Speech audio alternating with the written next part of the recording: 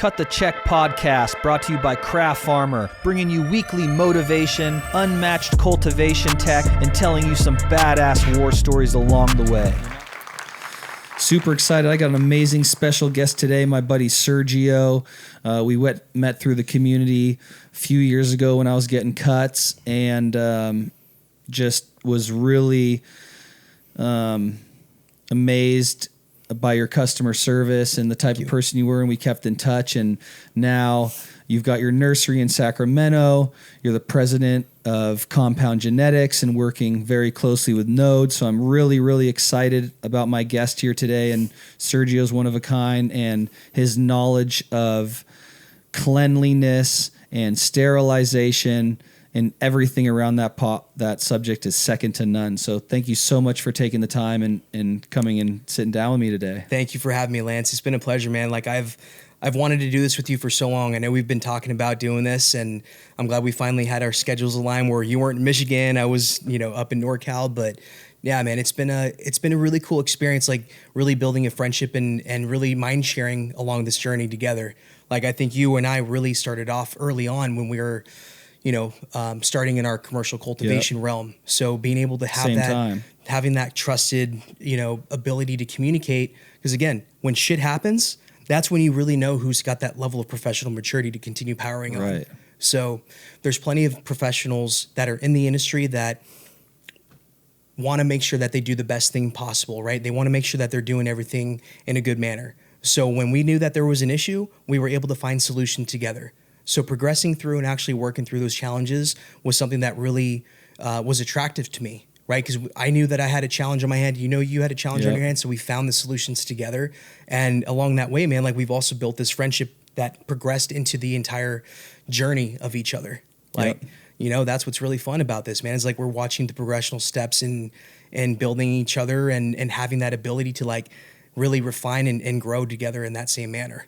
Amazing. Right? Let's get right into this. I got some questions for you and just different topics that I want to talk about. That's a good looking hat on you, man. That fits your head good. Dude, it's so comfortable. Like, it looks breathable. I avoid the dad hats, but like I feel this is like different. It's like fucking new era beach kind of style. Just feel like a new vibe. Yeah, it's supposed to be breathable. So when you're in the garden, your head's sweating, you have a little bit of that comfort. I'm all in about there. Breathable everything nowadays. Yeah, man. It's crucial. Fucking Lululemon for life now. Yeah. There you go. I'm hooked. Rocking Line that Lulu singer, life. Unders, shorts, pants, shirt. I'm just like, it just feels so fucking just free. Living. Fucking free, So Sergio, from the moment that I met you, I was so impressed with your customer service and the energy that I felt in your voice from when you first reached out, and like how you made me feel like in that moment as like a customer, and that stood out so much to me, and it was just so impressive, because we really don't get to experience that kind of stuff in our industry. It's quite the fucking opposite, and like just how fucking point on you were in A game. Like I was very, very, very impressed. I appreciate that, Lance, and it all comes back to you have choices, right? I come from the hospitality industry. A lot of that recognition really came back to choices, right? And understanding that there was a thankful level of appreciation for you to want to actually try our quote unquote product. We're fucking with genetics. Yeah. Like you're making an investment. So for the fact that actually shout out to Tommy from ADEs, because he's the one that linked us up, back in that day, like. Well, I saw a post on Tommy's profile about him getting cuts, and I was just about to start mine, and I was like, oh shit, like these cuts look beautiful. It's like this is the kind of person I want to mess with, and shout out to Tommy. Like we've seen Tommy do work over the years, and he's always striving to be better and grow better, and he's had Miami Mango Alex out there to help him. Now he's got my buddy Bobby Bags, Tim's over there working with him, and I'm hearing they're just putting out some fire. So shout out to 80 East and Tommy's doing work over there. Some of Sacktown's OGs for sure. And again, like that goes back to like where we started in Sacramento. We had a Prop 215 nursery. We actually grew flower in deep water culture from, 2015, 2016 before we converted that into a nursery. And, that was a really good learning experience. That's when I actually got involved in the industry and really started learning and cutting my teeth. And why I found my love and appreciation for genetics. That's really what it comes back to, man. So thank you for even giving me the opportunity to work on that level and actually get you guys cuts, and then seeing the consistency that you were bringing out. It's great from sitting from the nursery side because I get to see these genetics perform in so many different varieties, so many different operations, so many different tactics. When I saw what you were doing, you were hitting crazy yields, yes, but you were also hitting this different level of quality. And then this is where the whole crop steering discussion came out. That video that we did with me, you, Josh, and Joe. That's gold. That's gold, dude. I still watch that thing to this day as a great refresher. Like the amount of knowledge that was dropped in there. It's whose channel is that posted on? I think it's on the that's on the Cultivated Media YouTube channel. We'll put a link in the description of this with that. I highly encourage people to watch that because it's a great. Not only is it an in-depth discussion, it's like I'm not afraid to ask the dumb question. That's why I was so intrigued by that, and I continue to watch it. It really breaks it back into the basics of what crop steering really is: generative and vegetative steering. We're not focusing on yield here. We're focusing on quality. And I mean, that's where our Patreon hits completely differently. Yeah. You got to meet Alex here today. Mm-hmm. I brought Alex here, moved him from across the United States because of what I saw in him and how much he knew. And he came from organic row cropping and nice. Just the science of cultivation in general, and like just so knowledgeable. And like, I'm like, dude, this guy can teach me so fucking much. Like, this guy can level me up. Like I need to bring him out here. And so we moved him out here, hired him, and now he's helped me write this incredible curriculum on fucking Patreon. Cool. And it's not just like, some people think, temperature, humidity. We're going in-depth videos on why we're doing this in P1 and when we're changing to P2 and adjusting your irrigation schedule to fluctuate and control your EC in the medium instead of just blowing them out. Correct. Or doing this or that. Like you're focusing, crop steering is more than focusing on water content. Correct. A lot of people got really stuck on water content and just going by, it dries back here this many shots till we get runoff and we've hit our P1s long. It's more about the EC in the medium than anything. Stacking that EC. So we're going really in depth on there and cool. Real videos and investing money into it. And it's an incredible curriculum. That was the game changer for me, was when we did that video and really started to dive deep into steering for quality. And that's exactly what I focus on today as we start to look at new genetics. And shout out to Node Labs because they're the ones that have done all this agronomic data testing on all the cultivars that are coming through the nursery. And that's everything that's going out on their licensing program and everything else. But it's really cool to see and like look under the hood to understand how much data tracking and management goes on to understand what the tolerances of that plant are, what the drinking behavior is, what the stretch behavior is. Right. We don't top plants. Right. Like I think we've had this discussion before. We want that consistency across the canopy. Yeah, I'm not topping plants. If you look at even my most recent videos in Michigan, we didn't top any plants. Yeah, man. Nothing. So it's not like the only way to grow, but what I'm seeing is consistency, right? We want to make sure that irrigation strategy for that specific cultivar is hitting and getting exactly what it needs. So being able to take a recipe, be like, here you go, Lance, this is how she behaves. Here's the stretch behavior. Here's what her tolerance are. She's susceptible to PM, so make sure that your environment is dialed in. Make sure you have enough dehu during that bulking phase. Maybe you should avoid the bulking phase if you do have the problem with dehu.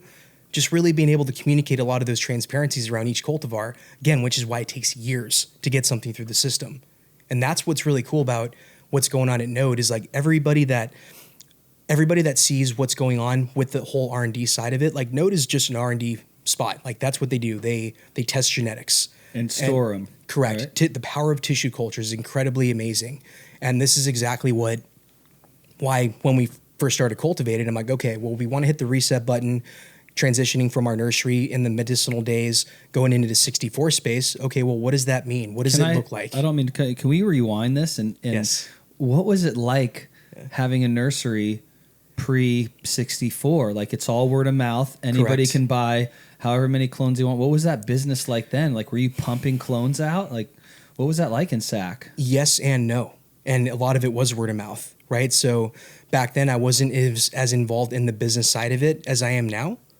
I was learning. I was really understanding what the process was back then.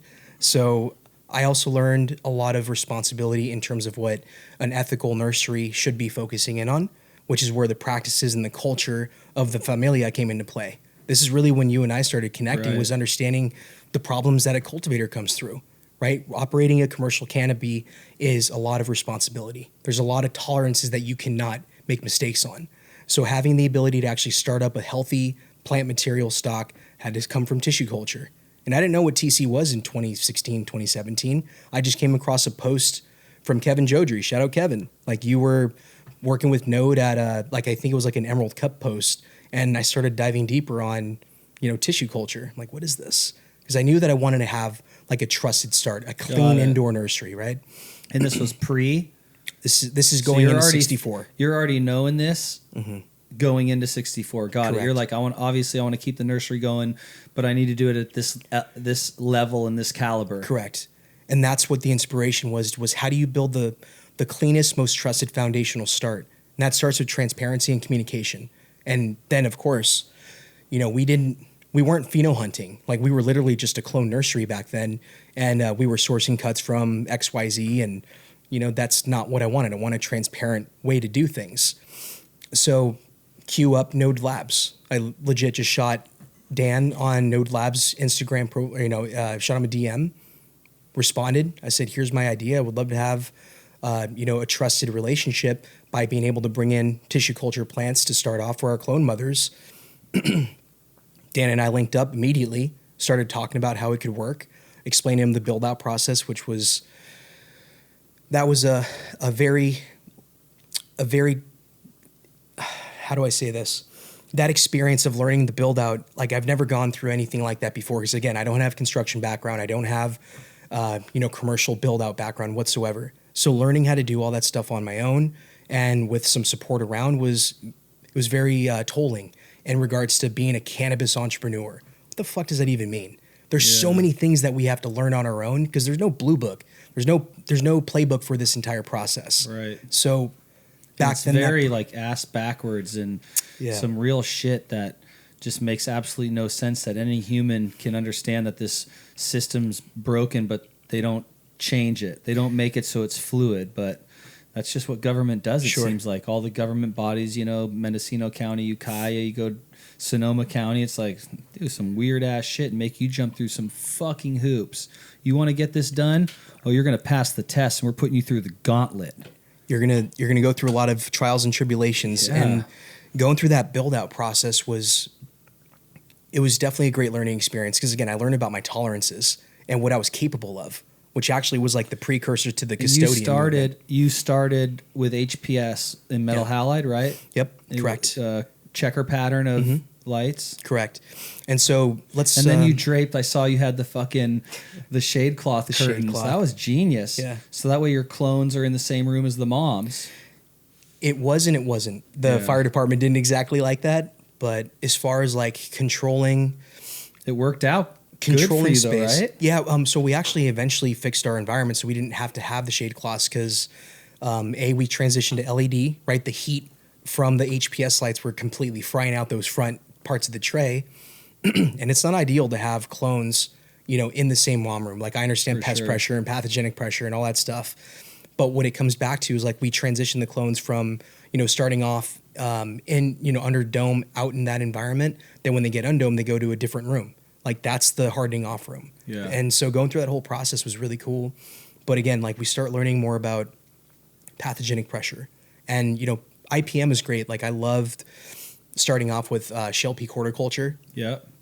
Bob Starnes, Mary DeSoto, they were absolute stars when they were able to kind of come through and like teach us about IPM, right? Beneficials. Yeah. And that was really what we started off with, was just making sure that we had a good, healthy standing army. Californicus, Swarovskis, all the basics. And we knew that we had a really, really solid process. And then, that's really where we started learning about different pathogen pressures. You and I had a pathogen pressure experience. That's when I really enjoyed working with you, Lance, was when you told me that you had a problem and we solved it together. And this is a big part about transparency, especially as a clone nursery. You have to be perfect. Is that realistic? We can get really close to it, but it's how do you handle with something whenever there is a problem, right? This is the level of professionalism. There's a lot of professional immaturity out there that whenever there is an issue, you're not looking internally. How could you have prevented something from happening? I'm not saying that it's okay to dish out unhealthy plants. You should be testing your fucking plant stock. You need to be testing regularly for hop latent viroid. You need to be Fusarium, everything. Water samples. Pythium. Absolute. Fusarium oxysporum is an absolute threat. Like if you know that you have unstable water temperatures and you're not measuring your dissolved oxygen levels and you're not understanding that you have potential waterborne pathogens that can literally spread throughout your entire facility, better be careful. Where does that cross the line? What temperature is that? Is it like 66 degrees? Or 60? I would say like mid 70s is really when it starts to like become a harboring ground for pathogens. Yeah, so you need to stay below 70 realistically. And this is really where monitoring your dissolved oxygen comes into play. How many people talk about DO in their stock tanks? You know, like dissolved oxygen. We're seeing more and more, but not a lot. Like you're seeing, another local Sonoma County company, Biotherm. You see their boob tube, and it basically, that's the whole point of it, is oxygenating your supply water. Right. So that's done in the process, and then, but a lot don't do it at the same time. So we don't have it in Michigan. So what is the process of oxygenating the water do?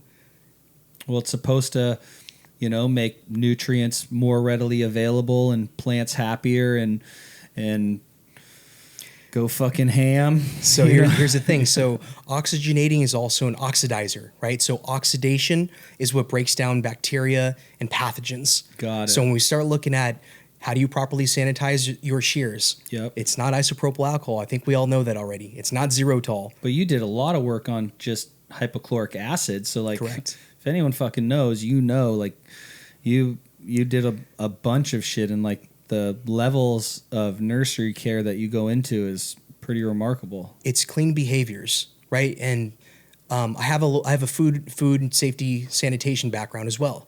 Like right out of high school, I went to the DVC culinary school program because I wanted to be the next Emeril Lagasse. Like I wanted to have my own cooking show. Fucking love cooking. I grew up in the kitchen, Mexicano household. Yeah. So my mom and pops were always in the kitchen cooking something good up. So of course I was in there, chopping onions or potatoes and helping them with the process. Yeah.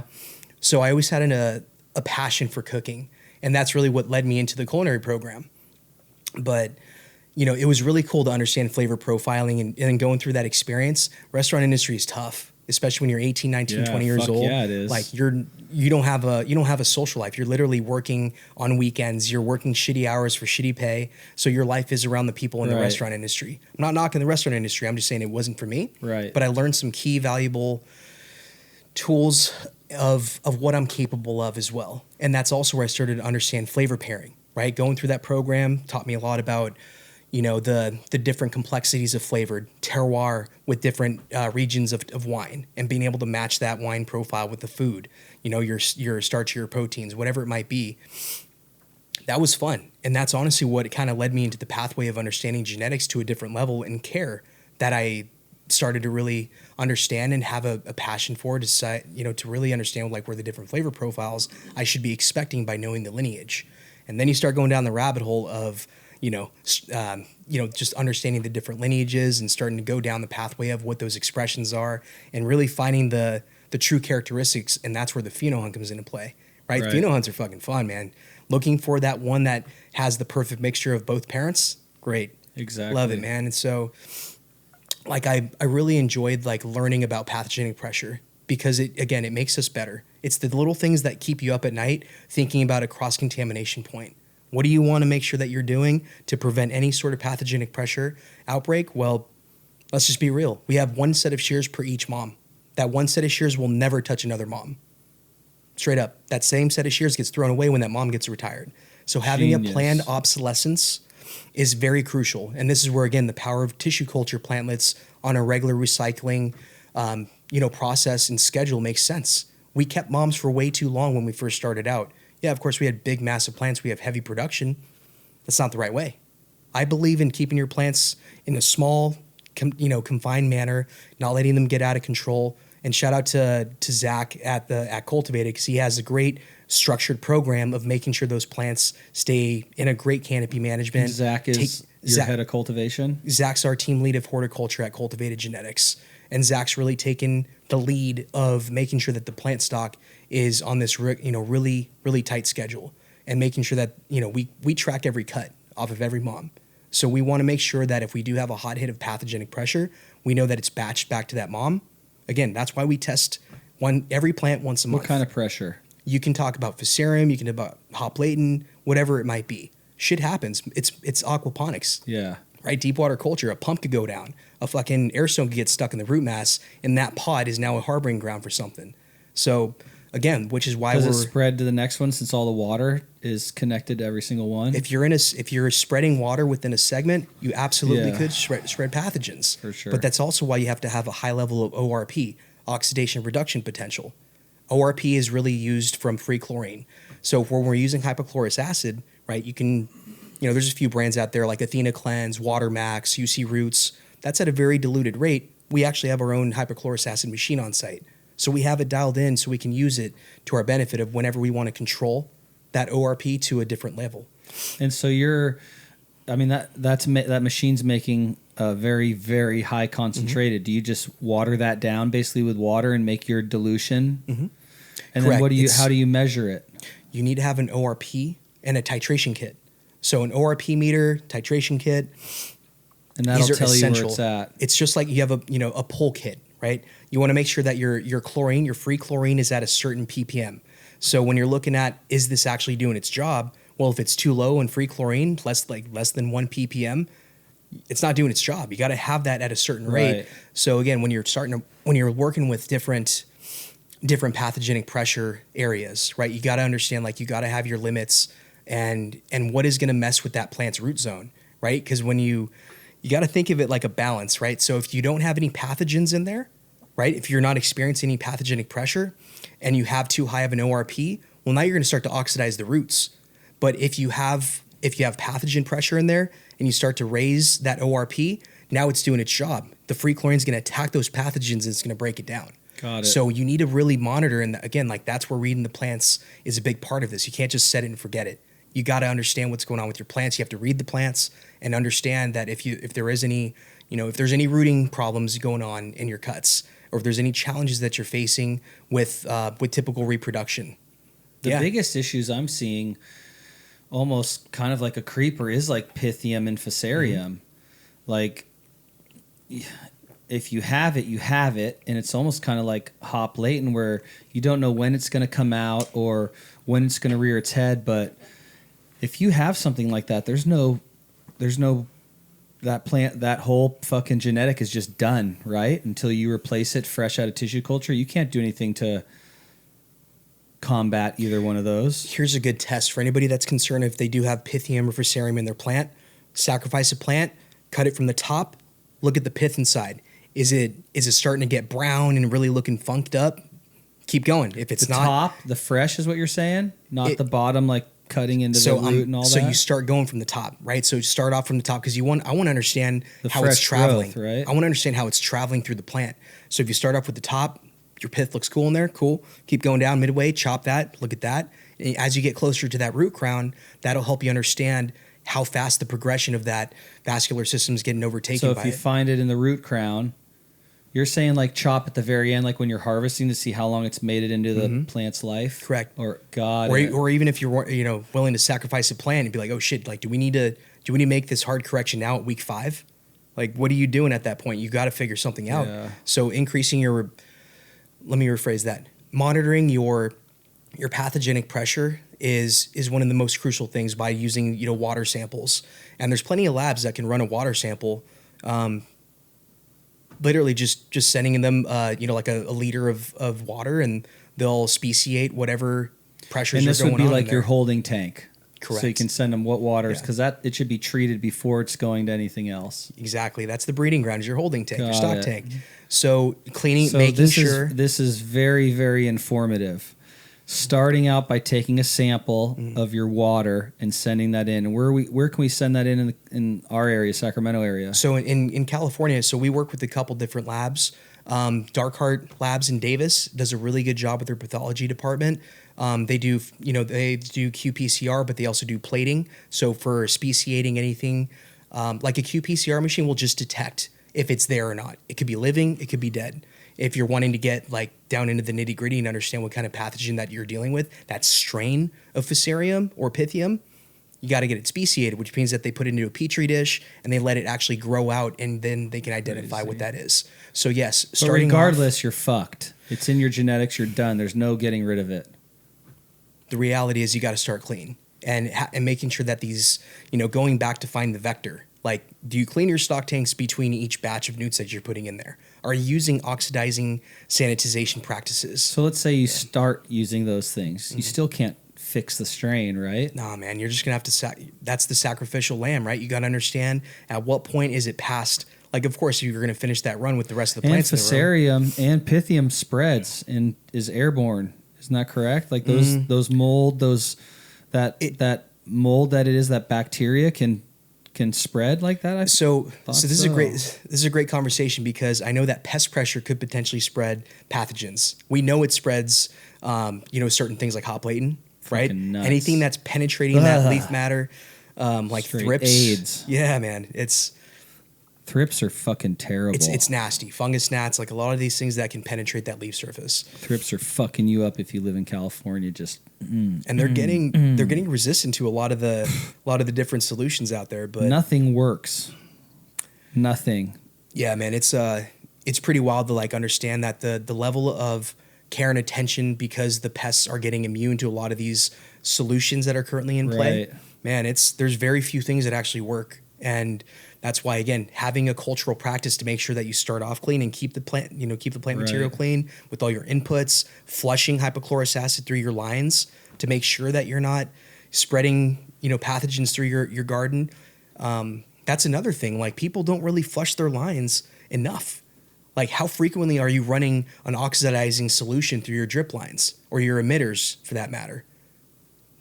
Probably not enough, right? And that's really, again, a harboring ground for pathogens. So, again, it goes back to clean practices. So, yeah, having a dedicated set of shears per each mom, I know that's like a reach for a lot of internal propagators, but if you want to make... How do you do the storage of these scissors? Are you putting them in a Ziploc and Ziplocking it, and then you can put them, like... That's a great question. So, we actually, we use like cell phone cubbies. Okay. It's like you can get them on Amazon for like $20. So you can get like a 60 or a 30, whatever number of like little cubbies that you can put your cell phone into. But this also goes back to your sanitation practices. If you have shitty sanitation practices in between your usage of those shears, now you're creating a pathogen breeding ground in those little cubbies. So let's talk about this for a second, because I want this to be a takeaway. This is why I love having tours at the facility, so people can understand exactly what the clean practices are for responsibility. And I hope that people take this away, because it really comes back to people that actually are touching the plants, using shears, right? Mechanical transmission. Yep. That's how viruses and viroids pass along. Straight up. Yeah, please break it down for us. Tell us how we go from starting by our scissors, how they're stored, after we take the whole thing, please. Sure. So from the start, you want to make sure that you have a clean set of shears. So it goes through... we use hypochlorous acid and sodium hydroxide, which sodium hydroxide is just a byproduct. It's like a detergent of creating hypochlorous acid. And basically hypochlorous acid is just electrolyzed water, but it's going through like the system of actually going through that to create the free chlorine in there. And once you actually have the hypo, you have the brine, right? That's the detergent. Right. So phenomenal cleaning agents. So dip. So we actually have like little, sandwich tray pans, hotel pans basically, right? So you're fully submerging your set of shears in there. Get a dish brush, you're agitating. 30 seconds minimum, at least 30 seconds minimum. So you start off with the sodium hydroxide as your detergent, right? You go into the next station, which is the hypochlorous acid, sit in there, soak for 30 seconds. And while it's under there, you're agitating. I'm not just talking about the blades, but I'm talking about the handles too. Yeah. You got to think about it. Anything that you touch that has plant juice on it is something that needs to be clean. So people that just dunk the tips in there, great attempt, but please do a little bit more. Yeah. And that's where having the proper type of layout where you can put your shears inside of it and make sure that you're agitating. Because again, if it's sitting inside the spring or something, like, agitation really does wonders in terms of sanitation. So just dunking, letting it hang out there, not enough. It's not enough. Again, like, we're dealing with some very unknown pathogens. Like, I wish we knew more about hop latent. I heard buzz that there's a variant of hop latent out there. And that's not good, because if the assays that are being used to test for hop latent today, they're not capturing it, just like COVID, right? We're seeing all these different variants of COVID that you're getting sick with the same symptoms, but you're coming back COVID negative. Yeah. Now you're walking around as a vector because it didn't come up on the assay. Right. So again, making sure that you're properly sanitizing and sterilizing, so you can start off 30 seconds, soak and agitate in that first step, second step. But again, not many people have these products accessible. So if you can use 20% bleach, right? 30 to 60 seconds soak and agitation in that same manner, or 2% Virkon. Virkon is a viricide, which is available through some like pet store online. I forgot the name of it, but you can find it. Virkon is a phenomenal tool because it's an oxidizer, and it's been proven. I know that when Darkhart wrote the white paper on this, Virkon was used as the mechanism to control. Got it. Interesting. So for storage purposes, right? So you start off by cleaning your shears before you even go in to introduce that mother plant. So when after you're done taking your cuts, then that same set of shears goes into the prop room, right? The propagation room sanitizes those shears in that same stage, right? 30 seconds soak and agitate in each of those 3 stages. After they're done taking the cuts, then that goes back through the sanitation process again. So I want people to understand, And how do you store it? Like in a Ziploc? No, in those cubbies. Without airflow So and everything? they dry off after the 3-stage process. They dry off in the cubby. Yeah, we literally just took a prop tray, a tray insert, flipped it upside down, just pop them in there, let them air dry, good to go. So once they're dried, they go into their cubby. In any kind of just sitting in the cubby, no Ziploc or anything like that? I'm gonna have to show you a picture of what this looks like, because this is exactly. But it's not like sealed, right? No, it's not sealed. It's okay for them to just store there, but because they've been like fucking quadruple acid bathed and scrubbed. Here you go. This is a shout out to the UMA crew in Santa Rosa, because Uma Sonoma. they implemented the wall cubby technique. Yep, I see it. So yeah, man. I mean, that's really the cool thing, is like making sure that you have fucking gangster, a dedicated bro. spot for each shear. And so the way we do it is every shear is numbered to its specific mother and then its specific cubby. Again, we're trying to eliminate any sort of cross-contamination. So if you're a propagator listening to this, if you're having your own internal propagation efforts, it's all about not cross-contaminating. Now, what about the cultivator that's inside de-leafing? Or, using shears and pruning and doing all these things inside the garden? Mechanical transmission goes through. Sick. Love shit like this. I love organizational tactics, fucking man. Stealing it. Yeah, Scissors please do. For every fucking mom. Please do.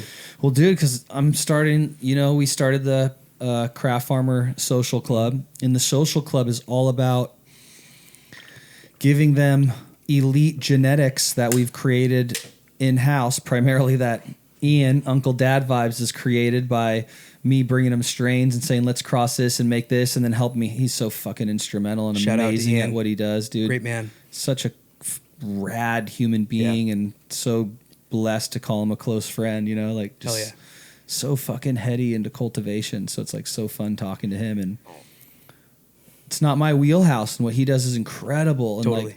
He creates fucking bangers, like all his picks and selections, and he's just got this, gift, and does it well. And shout out to Ian. So we have our own moms that we're keeping and bringing in some strains, and the whole idea is sharing that with the community. Being able to become a member, know that you can get legit genetics, and just really, I was copying a lot of the stuff you did, you know what I'm saying? Because how professional that box is when you got it, so same thing. I'm going to do the scissors for every mom.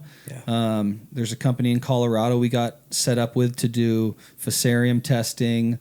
Great. Fusarium, HLV, and Pythium. So you got to test every single fucking mom. And Lettisclerosis, all these other pathogens. There's like a 7 viroid virus panel that we go through on a regular basis just to make sure. And where do you get that done locally?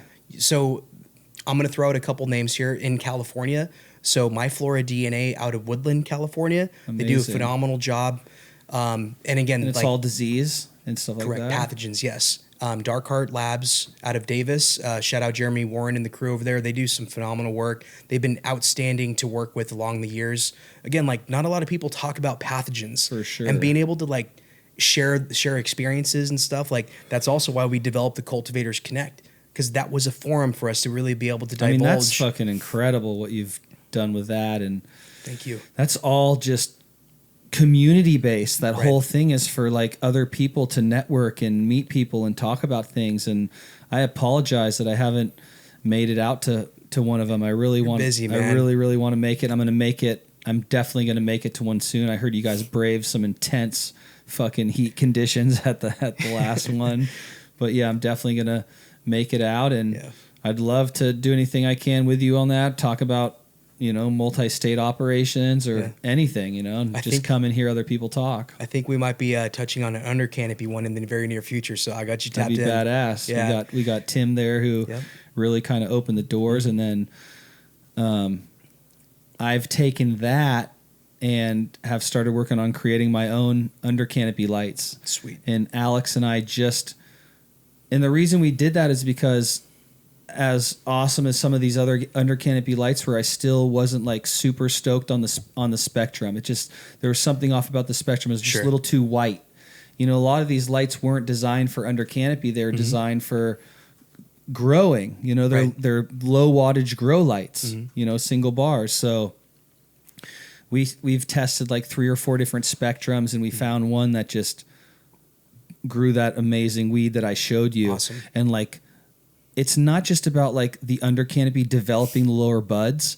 It's giving the plant this totally different stimulus from down below, and you can see the effect through the whole plant. You're creating more transpiration for the plant. That's what the plant needs to do, is transpire. And people have said like, oh, this is never going to work. Plants can't transpire, and receive light from underneath, and it doesn't fucking make sense. And it's like, dude, how dare you disrespect the plant in that manner? The fucking cannabis plant and what she does and where she grows and the volunteers and coming out of cracks in the sidewalk with no water. Like, how dare you think that this plant isn't smart enough where it can see this amazing gift of crazy light spectrum and power that it hasn't had before, and what it does with it is no doubt.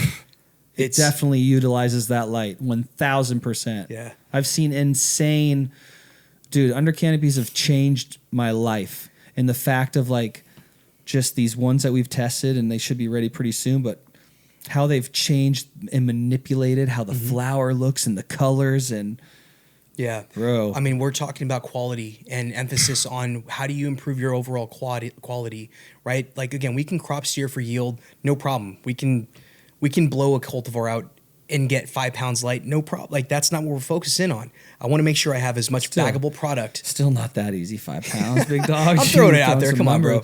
I remember, dude. Actually, fuck. Regardless, like Foch has you on the payroll. Oh man, those guys are hitters. I'm like, bro. No, I mean, dude. When you start hitting that like over 3 pounds, like of course, like it's gonna start to foxtail. It's gonna get over vegetatively. That expression just doesn't have that bag appeal. You can do it with under canopies because you're not trying to blow the whole top of the canopy out. You're getting a whole fucking pound per light below. So really, you're still getting your 2. Your nice looking flower, and the bottom's coming through, and just everything you cut off and threw away gives you another fucking pound and just swells a little harder. See, this is the part that I would love to explore further. So we know that we have to find the way to maximize the product itself, right? Understanding that there's an increase in value when you have more baggable product on your lowers. So that's where I'm super intrigued with it, but yeah, man, most importantly, we'll stay in touch after this, and like I definitely want to have you part of that conversation because that pack that you showed me was impressive. Very, very loud. I mean, everything in that pack was beautiful, structured. There wasn't any smalls in there. Like, it was nice. I'm a believer in under canopy, so continue to grow down that pathway is exciting. Shout out to my partner Dank Mob. Because Dank Mob really puts the pressure on grading and quality. Sure. And, I'm like an old school grower. I'm like, yo, dude, want to sell the whole pack with the smalls and everything, and it's like times have changed. Sure. And so it's really amazing to be able to have people who can showcase your work, almost on a different level than you can. Sure. You know what I'm saying? So that was the Cutthroat Candy. Yeah. Got the bag right here. shit is straight fucking It's loud. Candy, gas, Skittles. Shout out to, again, Ian, Uncle Dad Vibes bred that. Like, hell yeah. Amazing. 916. Fucking Hell amazing. Yeah. But, you know, Lance, that goes back to like surrounding yourself with people that push you, you know, and that was one of the things that push I learned. You, inspire you. Yeah. Like, if you look at the people around you in the right way and you look at people on different levels, on different types of business in the right way, you know, inspiration comes. You start learning things without them physically teaching them to you by their movements and what they're doing and that kind of stuff, you know. Behaviors, right? Like I've been transitioning for the past couple of months, and I know that my behaviors have changed in terms of organizational tactic, in terms of rest. Lance, I think you and I were talking about this before we jumped on, was like rest and how important it is to get enough rest, and being able to turn your brain off requires certain things. Like, dude, some of the tips that I would love for people to take away is to make sure that you're noting and making sure you have a task list. Like making sure that you have your thoughts organized before you go to bed. Otherwise, you're never going to sleep. Your brain will never rest. That was one of the biggest transitional points for me that I found that certain cultivars do help me go to sleep. Like I love it. It's great. But then there's also that aspect of the mental stability piece that I need to make sure that I have my task list ready for the following day. Right. We have so many things going on, man. There's too many moving parts. But being able to keep yourself organized and making sure that there's kind, candor conversations that you can have about timing. It's like, dude, we all get so many calls and texts throughout the day. What deserves your attention is a level of prioritization, but there's also things that you need to understand about dealing with certain people and communicating with them. This is where kind candor comes into play. Lance, I love you, brother. Like, we got 2 minutes before we got to wrap this up because I got to hop on a 6 o'clock call. Like, there's things that we can do along the way to be able to understand that we have to move quickly because there's so many moving parts in this, but it comes back to organization. And heavy management. Totally. Like it comes back to somebody having those skills that can manage people and the clock, and it's not just writing tasks down. No it's doubt. like being able to hold people accountable and have them check in, like on the Trim app. Okay, here's your task for the day. Clocking into that task. How long did it take you? Why did it take you fucking an hour and a half longer than anyone else? Let's unpack that right there. Why did it take them so much longer? They don't like doing it. Exactly. Right? So empowerment in people and their task and succession planning. So I'm going to use this term again. Succession planning is so important. Being able to have people on your team that you can empower and rely on really comes back to their happiness. If you have somebody doing something that they don't enjoy doing, they're going to do a shitty job at it. And having somebody that understands that there's layers to this progression. And again, we're here for the plant. I'm a plant first person, right? Like that's exactly why we're here. We're here for this plant. And I understand that there's certain people that want to go through the progress so that they can take more responsibility with her. And having that ability to do that, you have to be able to identify and have conversations around these topics because again, people either are they're there for a job or they're there for the plant. Building a team comes back from understanding their level of happiness. What drives you? Is it recognition? Is it money? Is it just being around the plant? Is it just whatever it might be? We all have individual motivators. So being able to have a quarterly collaboration at the minimum, right? I'm not talking about just an annual review where I tell you, hey, Lance, you're going to get a 3% merit increase. I want to understand where your drive is. So if I know that your drive is coming from... You can't just get an increase just because you've been there for a certain amount of time. And I've had to talk to people about this. Like, bro, that's an expectation. That's entitlement. An entitlement, like pay increase and things like that come from value. Correct. Like, how are you more valuable now than you were when you were making $30 an hour? Correct. You know, what makes you more valuable now? Like, why... And I mean, just being honest, why should the company pay you more money? Mm-hmm. You've touched on this plenty of times in your pathway, in your journey. You proved that you were on a succession plan for yourself and being able to identify those conversations with people that are part of the team, right? That's why I fuck with the Familia. Like Cultivated Familia has done a phenomenal job of like identifying their pathway for happiness and being able to have conversations around not being happy in your certain role or wherever you might want to migrate into. That's a big part about succession planning and having a reliable team that you can empower. So I know like we talked about transitions and doing all these things like, man, I'm comfortable transitioning because we have the right people in place. Right. Because we know that we've had these conversations along the way. Now, we may not be perfect because I know it takes takes time, investing time into people and understanding that there's personal lives that come into this equation too. We're not all here as a co-founder, right? You know, like right. there's a lot of expectation around people because we have this entitlement to ourselves because we've invested everything that we have in this. At least I know I have. Every penny that I had leading up to this moment was invested into the business. So starting off in that, of course I was going to go the extra mile. Well, I also feel like you put in a tremendous amount of just time. You know what I mean? Like if you would value, like, you know how they have contracts where it's like, you know, someone might put up money and then another person puts up work equity. You know, like sweat equity, their value or something they know that you don't, and putting it in and putting the work in before they get paid and earning their side. Sure. Like, I mean, it ain't none of my business, but you'd be like 75, 80% owner, you know? I just always enjoy like, here's the thing, dude. It doesn't feel like work if I love the process. Yeah. I'm curious. It's that, you know what I call that? That's that Peter Pan life. I'm stuck, which is amazing. Yeah. Lost boy. Just a young grower. I still feel young at heart and growing and feel like when I was like 23, and it's fucking great, you know? It's a beautiful thing to feel like you're not working, but you're working hard at something. And you've been working hard at something for a very long time. No doubt.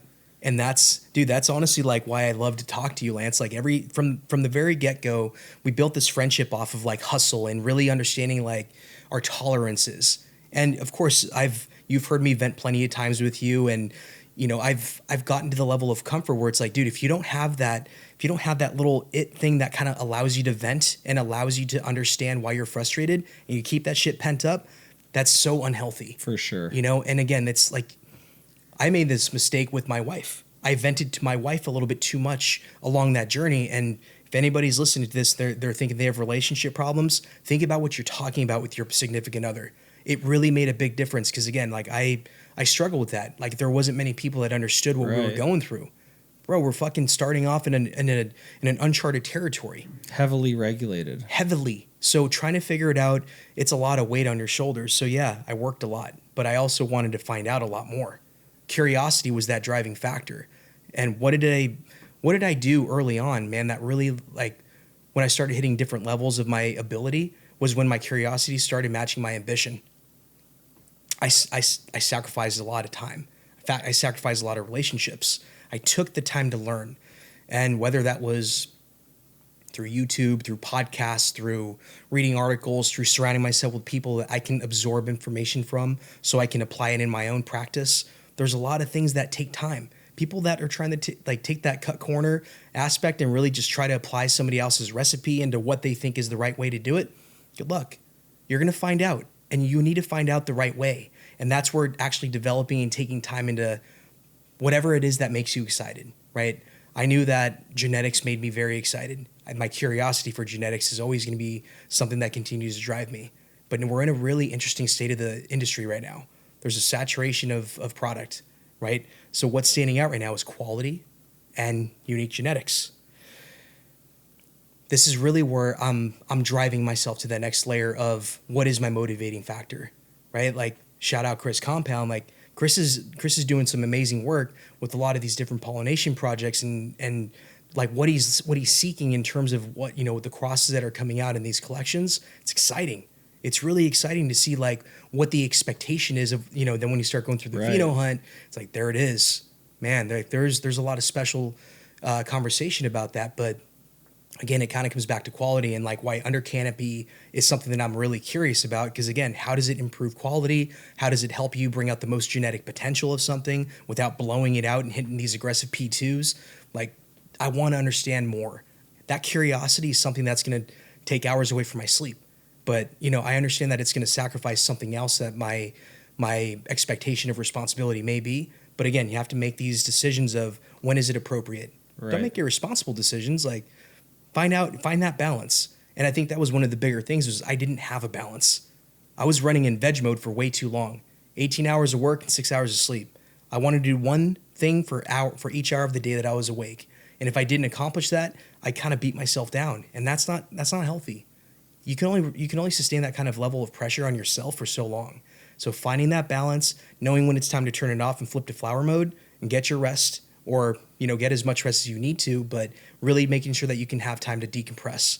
Decompression leads to clarity. Can't stress this enough. Clarity is really perspective and the reality of what you're willing to do. Most people get really upset with what their state of life is because their clarity is clouded, right? You're going through the motions. You're not happy doing what you're doing. Find your fucking passion, and that may require some sacrifices. It might require you selling your house and your car to really lean into your passion. If you want to fucking talk about Star Wars all day long, cool. Go for it. You want to make cookies all day long? Whatever. Like, make a sacrifice to see if that's really what you want to do. And that's where the pathway of like building a business comes out, right? Like you and I have talked about this plenty of times as well. Is like, I enjoy what I'm doing because it doesn't feel like work. Right. Okay. Now what?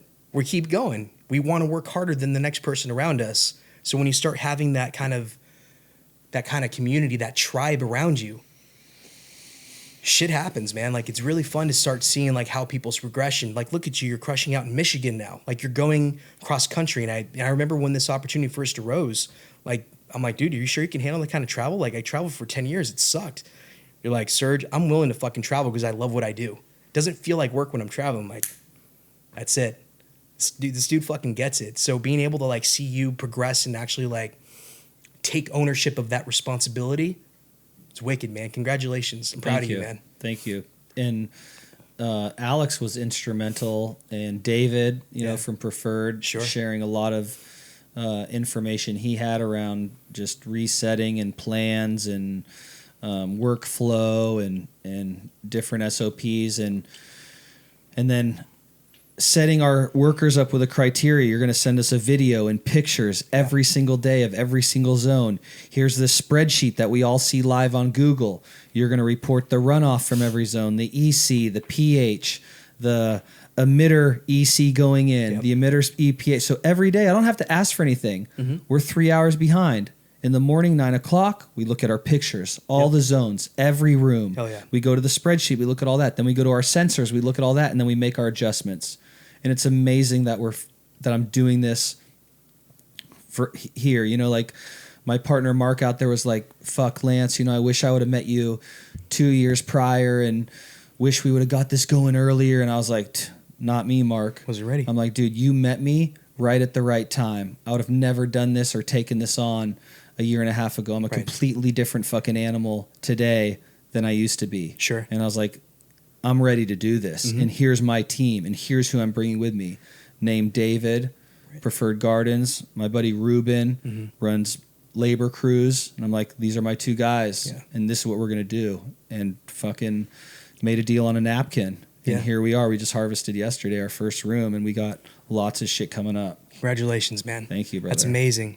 That comes back to this entire piece of building a foundation. It's so fucking fun. I don't ever go out there thinking like how much money I'm going to make and this, and like, it doesn't cross my fucking mind.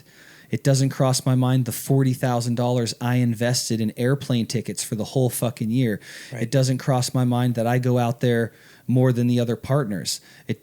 None of it crosses my fucking mind because I'm a machine and I fucking love this.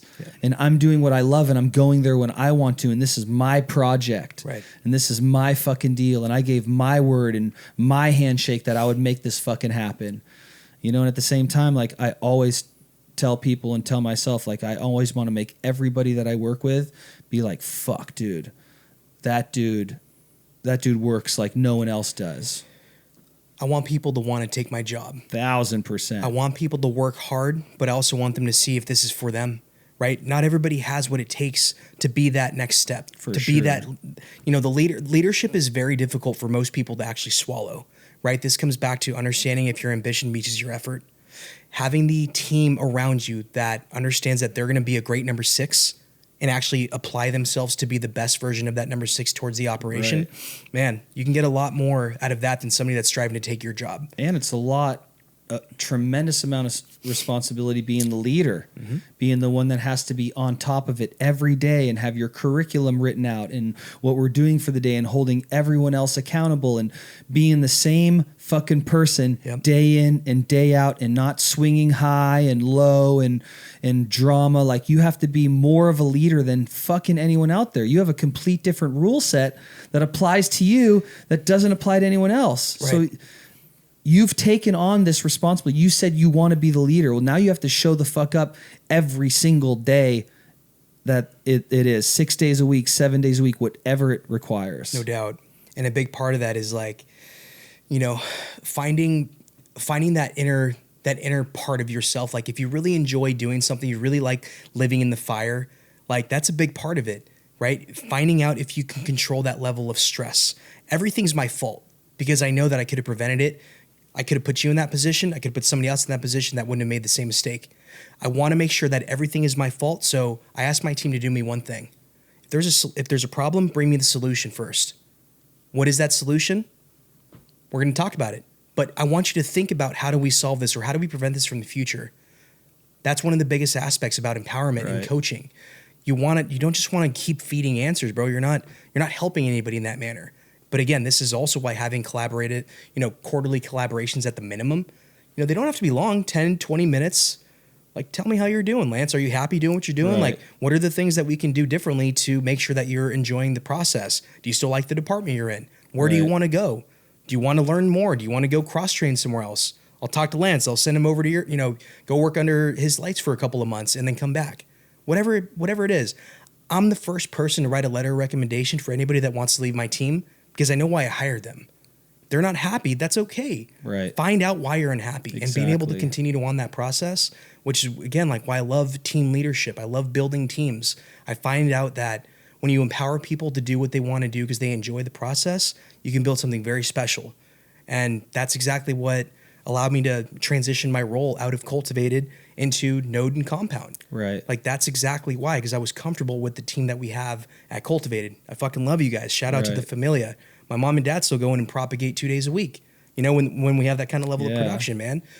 Like, we didn't have investors. Literally sold my house and my car to fund the build out at Cultivated. So I believed in what we could do, especially having the power of Node and having that clean tissue culture plant start. Man, it's been a blessing to be able to work cohesively with some of the best in the business, arguably, at what they do. And man, that's really been like the thing that you and I talked about the other day. It's like, dude, I'm living my dream. Like, I'm in this position right now, and it feels surreal to a degree. Well, just recently too, you have kind of navigated and switched.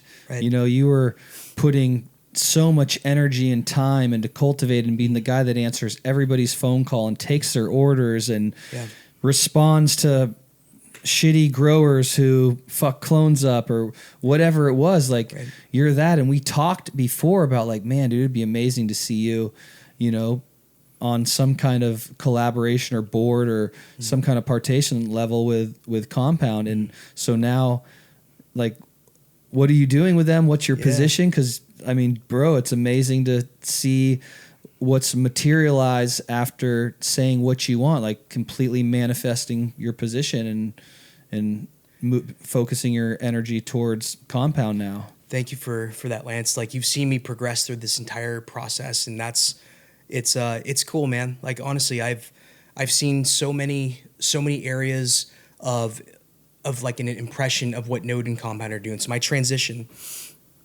so it's a lot. Like, I'm still transitioning today. It's been 3 months since I've like joined the team at Node and Compound, and it's a lot because, again, like, I was handling everything on the Cultivated side, like you said, like taking everybody's calls and managing that process. Customer service is something that I'm always going to be very mindful of. Right? People trusted that they made a transaction with the business. Right. It doesn't matter. It can be clones, it can be whatever.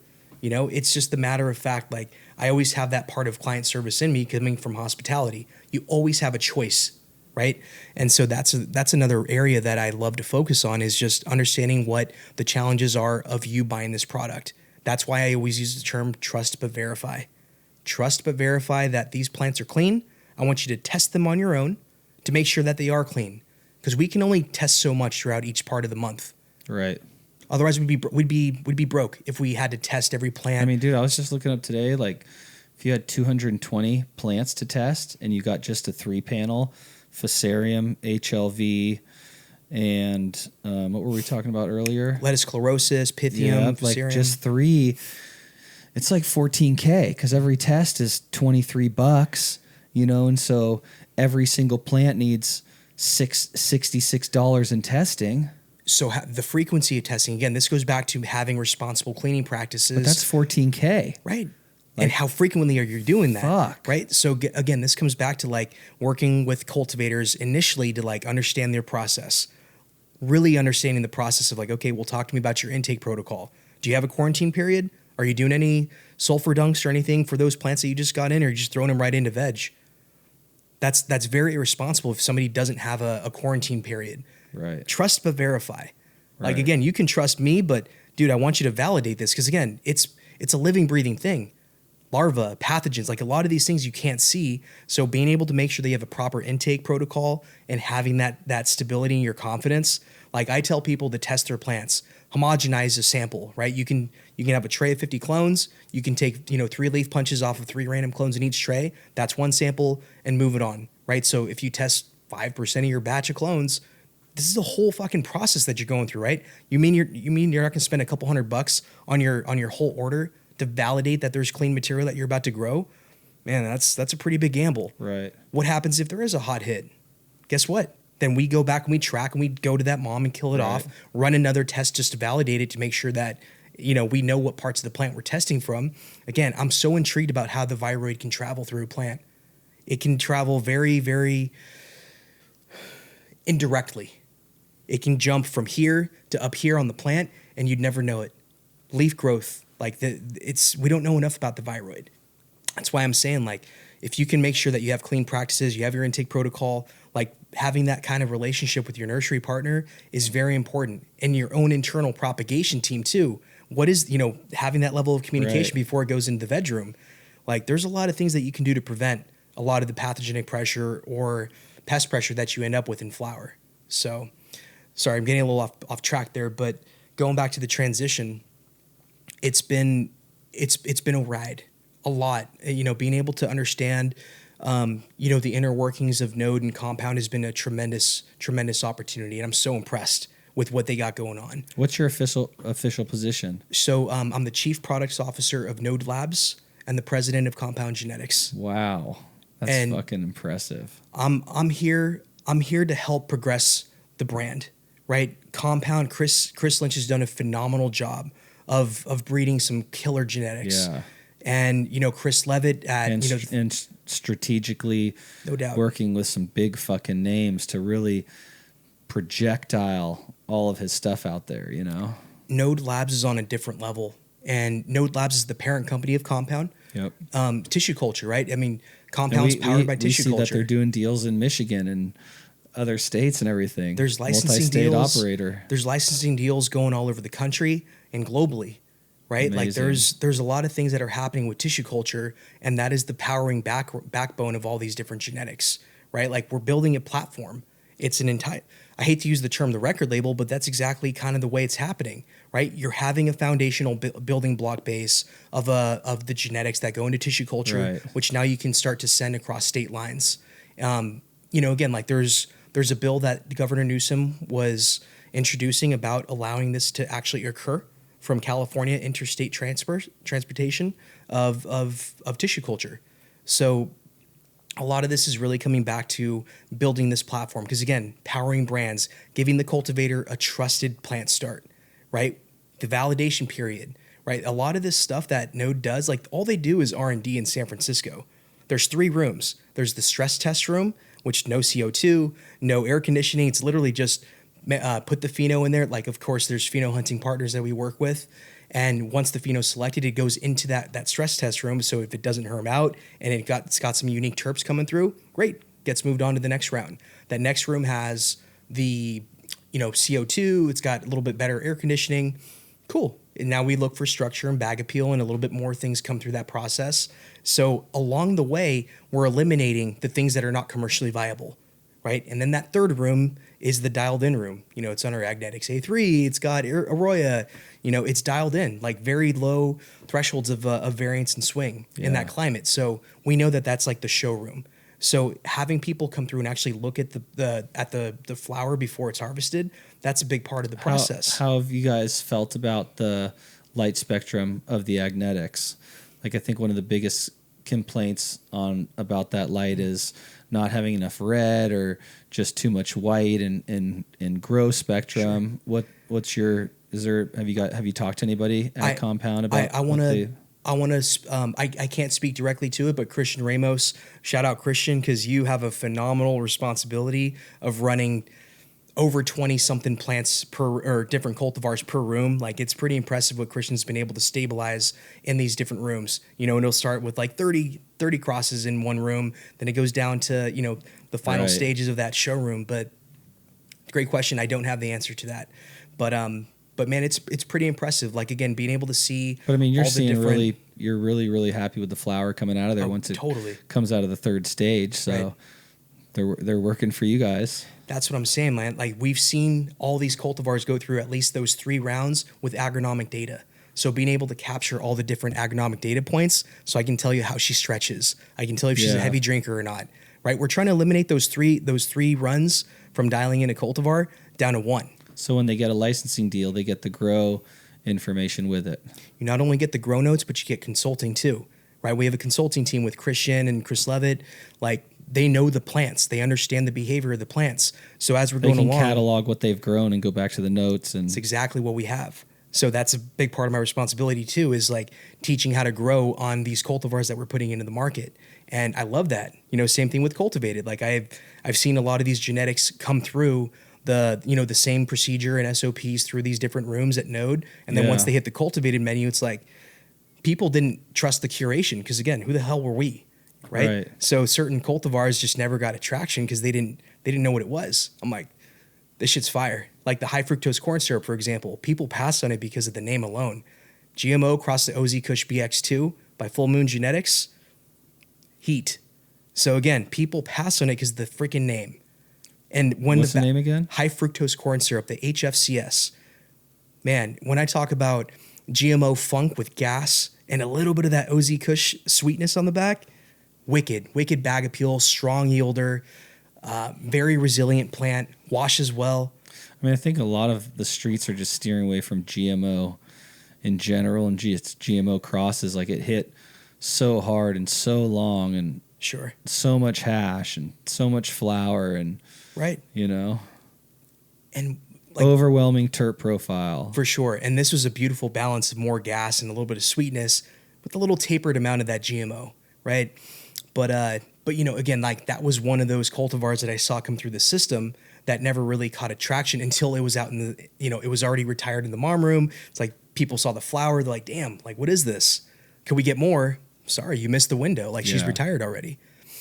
But, you know, going through that whole process. So yeah, you're getting the grow notes, you're getting the crop consulting, and really just setting you up for success. And one of the big things was the Khalifa Kush, for example, right? There was a new cultivation partner up in Washington that got the grow notes. It was their first time growing it, and they knocked it out of the park on their first run because they took the advice, they took the irrigation strategy. They made sure that they were, you know, running these the plant density appropriately, right? Like, not topping your plants, like making sure all these things were checked off, you know, checking back with the team along the way. It was their best first run ever. So utilizing the data, looking at the opportunity and saying, how can I make my version of this grow better? Well, it's listening to the actual grow notes and taking that advice and actually applying it. It's not easy to change the way you've been doing things for a long time, Lance. Yeah. Right? Like, you've been the evolution of the pivot and being able to kind of adapt. Right. And making the, you know, changes along the way. It's fucking exciting, man. Like, it was always great watching your stories every morning and like seeing what was new in your grow, and you know, that shit's inspiring. You know, fuck the noise. It's all about progression. For sure. Yeah, and the people who don't like it or want to say whatever, like, they can just not watch it. Like, your opinion doesn't matter to us, you know? So you're wasting your own time sending that message. Yeah, man. I have compassion for people that have to send hate. That's not spend time on positive notion. For sure. You know, like or interject themselves into some kind of fucking crazy information that they don't have all the information about, and you know, those are lost souls, is what they are. They're looking for something to attach to and to be a part of. Feel bad that they have that kind of hate in their heart, man. Like, I don't have time throughout my day to have any sort of like negative connotation towards somebody else. Like, you do you. Exactly. Like, I know how many things that I have on my plate right now. I think that's the problem, is they are doing them. They're just negative, fucking grumpy bottom feeders. I just feel bad about what drives that negativity in them. And I pray for those people, right? I want them to find happiness. Again, it goes back to happiness. What you're doing in your own life, if it's not generating happiness, maybe you have to make some pivots. Maybe you have to audit your inner circle. We definitely have to pivot, 1,000%. Lance, like, this was one of those things that you and I talked about for years now, is your inner circle. Like, who are you taking attention from? Like, who's receiving your attention? Right. Like, I know we don't talk as much as we used to, but the moments that we do get a chance to connect, it's like, dude, it's like reconnecting again. And it felt like we didn't have that large of a gap in between those conversations. For sure. That's just like level setting with yourself and like who you want around, and being able to continue to progress without any sort of like, of course we're all dealing with bullshit. We all have bullshit in our life, but it's finding the solution to move forward, and, just keeping love and positivity around, gratitude, 1,000%, empathy, man. Like, I think that's one of my superpowers, is empathy. I care about how you feel.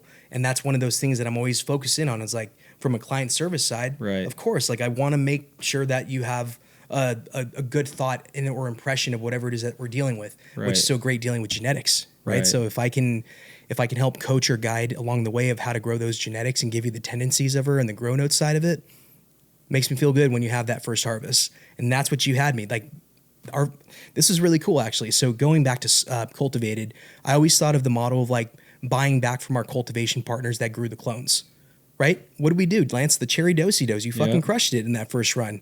I'm like, can I buy those smalls off you and like throw your logo on the bag? That's exactly what we did. Yeah. It was cool, man. It's really cool. And it was fire. Like, it was fire. The 1 ounce. Yeah. I remember you bringing me the ounce, and it like fucking had great nose. And what a fire bag. Buy an ounce of that. And that was a cool weekend that we spent together too. Like, being able to like share that moment and be like, dude, this is something that like we've always thought about, and how this collaborative effort continues to go down. Like, that was cool. But yeah, man, just like shout out to Node and Compound. Like, there's a lot of great shit happening at the helm, and it's going in a direction to really help build and stabilize, again, quality genetics, validated quality genetics. Like, these are breeder cuts coming in. Right. Like, working with some of the top breeders in the game, like, that's really special to be able to have that go into the lab, get cleaned up for through meristematic TC, and get it banked, and then be able to potentially license it out in the market. Right. Like, really cool. That's fucking really sick.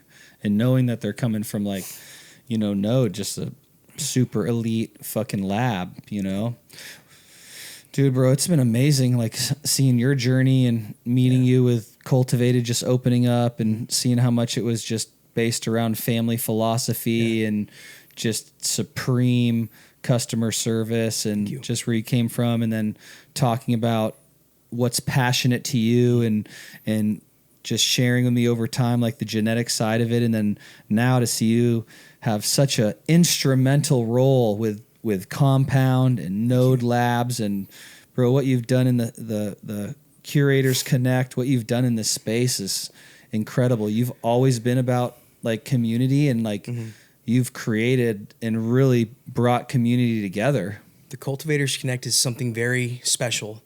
That it all started with just having a couple beers with the Icanic team in Sacramento, and literally it was just about venting. We're talking about pathogens. We were talking about, shitty issues that we were dealing with in the grow. And that mind share was like, it was very relieving, right? You can't really talk about that shit online, because of course you're going to get people that are judging it from a different perspective. And that's where your name is going to be attached to, is that judgment. So the Cultivators Connect really was a way for us to gather and share information and network, obviously, but it really happened just by having some beers at Big Sexy Brewing in Sacktown. It's literally like right around the corner from Cultivated, so it was really fun to have that experience, like, be so close to home. And then it really evolved into what it is today, which is literally like we have a subject matter expert speaking on the panel regarding that topic. Like, Tim, Bobby Bags, shout out Tim Kroll. Like he just crushed it on this last month's Cultivators Connect, focusing on leadership and qualities of, really standout teams that are built and facilitated in cultivation.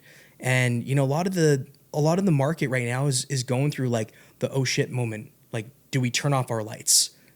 This is a very tough time in the industry if you don't have quality genetics, if you don't know what you're doing in terms of the irrigation strategy. Maybe you can't afford more dehu because you don't have enough water balance for 6 pints per plant per day, or you don't have a humidifier to really hit that, that throttle when you need it, or maybe your post-processing room doesn't have enough humidity, or all these different factors. Again, we haven't even talked about post-processing and actually making sure that your flower checks the box.